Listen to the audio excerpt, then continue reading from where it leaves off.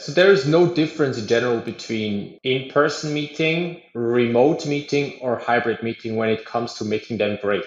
You have to follow the best practices and the standards around excellent meetings, such as defining a purpose, having an agenda formulated in questions, having asynchronous collaboration, preparing to conduct, all these elements we talked about, right? There are some more tips and best practices on how to make a hybrid meeting work. Some of them are technical, and some other ones are relevant when it comes to moderating during the meeting.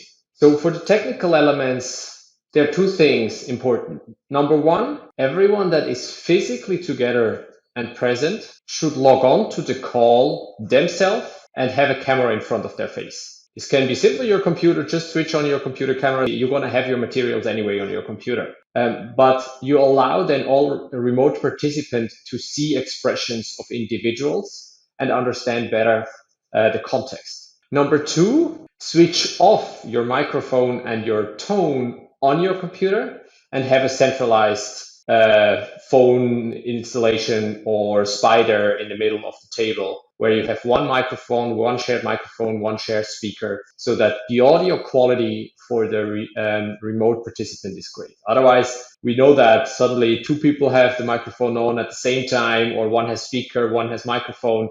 This is very annoying for the ones that participate remotely. And the ones that are physically, they don't realize that it's happening, right? Until some of the remote people say, hey, I cannot hear you, there's an echo. So make sure you have the camera on in front of your face, microphone and sound off from your computer, when one centralized microphone and sound in the middle of the table. These are two technical things, simple to do, and you increase the hybrid experience significantly. The second part, when it comes to moderating during the meeting, it's important to remember that people are remote and sometimes they cannot see what happens around the room. Imagine you're in a room with glasses, and outside of that room, a clown is walking by. People that are physically in person there suddenly start laughing. The ones that participate remotely don't know why are they laughing right now. Now, if you have been speaking right before and suddenly everyone is laughing, you might feel intimidated. So to create that safe space, it is important that the meeting leader pays attention to those details and increases the moderation level, which basically means sharing more of those meta information.